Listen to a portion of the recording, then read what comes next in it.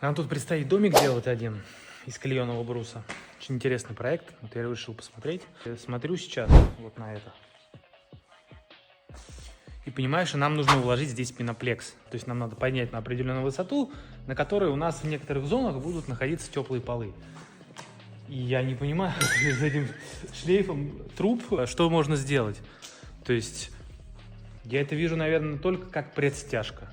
Потому что сделать фигурный вырез, чтобы этот пеноплекс был ровно, мне кажется, это нереально. Ну-ка, давайте в комментариях обсудим этот вопрос. Что-то я не очень понимаю, что делаем.